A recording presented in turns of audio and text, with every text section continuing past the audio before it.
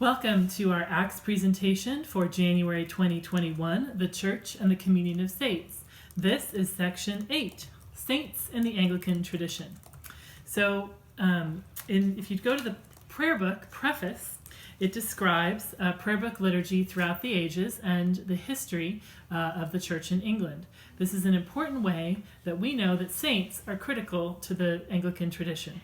In this prayer book preface, as it's describing the development of prayer book worship, numerous saints are mentioned. Those who first brought the faith to the British Isles, such as St. Joseph of Arimathea, and then others, such as during the Saxon period and then the Celtic period. The Anglican Church has always recognized and remembered saints.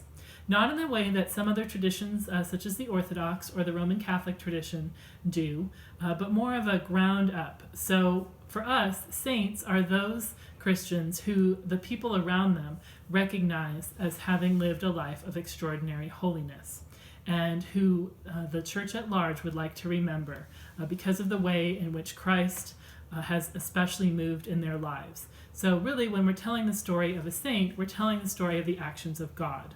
That's what's preeminent. It's not the saint whose actions are preeminent, but the way in which God has moved in their lives and the saint has responded. And there's some very practical ways that Anglicans keep track of these saints, such as having a calendar. So if you look in the prayer book, every prayer book beginning in 1549 has had a calendar of saints and remembered different saints. Many of them biblical saints, and the composition of this calendar has changed over time as the prayer book has been updated and revised, but there has always been a calendar of saints within the Anglican tradition. We do not have a curia or like in the Roman tradition where there's someone puts a stamp on and says, yes, this person is a saint because of certain criteria that have been met. That's not part of the Anglican tradition in that specific way. Anglicans, as I said, it's more a recognition by a body of local Anglicans who say, wow, this person's life is especially worthy of remembrance because of the way that God acted in it and that person responded. And then that spreads and goes beyond to the wider church. And so I'm going to share my personal practice of the saints. So every morning as I'm saying morning prayer, one of the things that I do is read a life of the saint out of this book, The Saints of the Anglican Calendar by Kathleen Jones.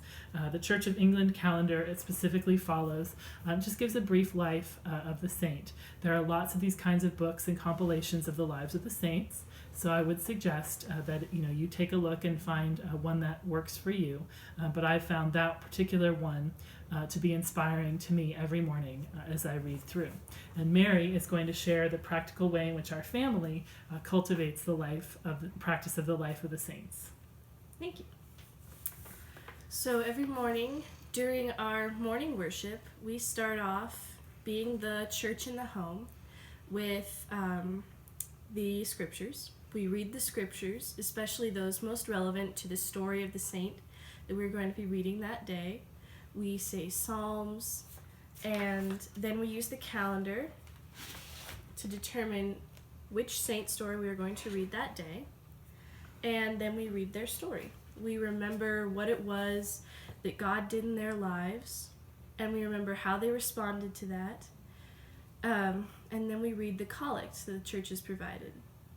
Unlike other traditions, we don't pray directly to the saint. We pray to God that he would help us to possess those same charisms and gifts and the strength that the saint has showed, that he would help us in the way he helped them, help us to remain strong.